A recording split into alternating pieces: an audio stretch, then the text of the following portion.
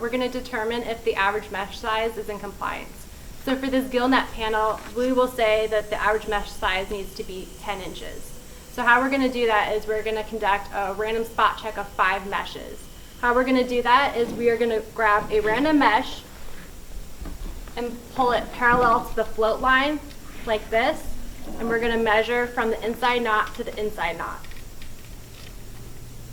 I have 12 1/4. So this mesh is good. We're going to do this 4 more times. If one of these meshes fails, our spot check ends and we go into an official measurement. You'll move on to step G, and you're going to find your first mesh to be measured for your official measurements. It has to be a minimum of 5 meshes down from the float line and 5 meshes away from the up and down line. So I like to pick a random one right here, and then I count 1, 2, 3, 4, 5 from my float line, and 1, 2, 3, 4, 5, 6, 7 from my up and down line. When counting your first set of meshes, make sure that you have a full intact mesh. This is considered your first full intact mesh. Do not count this right here because it does not form a full intact mesh. Once you've found your starting spot, now you're going to find a grid of fully 50 intact meshes to measure. So how you do that is you're going to start with your starting spot and count 10 meshes down parallel to the float line. 1, 2, 3, 4, 5, 6, 7, 8, 9, 10. Now both of us are going to count 5 meshes down parallel to the up and down line. 1, 2, 3, 4, 5. Once we have that, we're going to pull it tight and look for any broken meshes. If we have any broken meshes, we will need to find a new starting spot for our 50 fully intact meshes.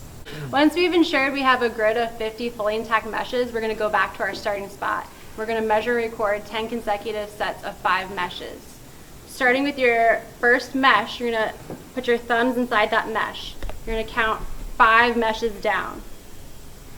This one is your first one. 2, 3,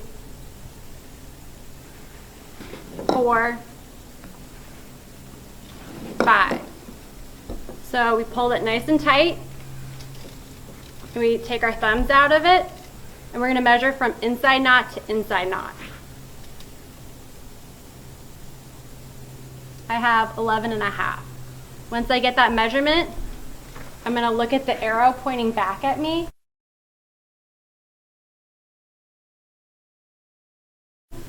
Put my thumbs inside of it and let go of the rest. This was my first measurement.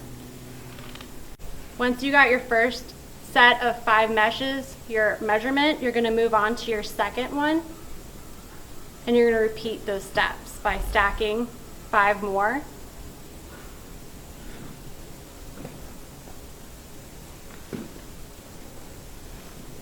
And getting that measurement from inside knot to inside knot. You're going to do 10 full measurements. Once you do those 10 full measurements going across, you're going to add them up and divide by 10 to get your average mesh size.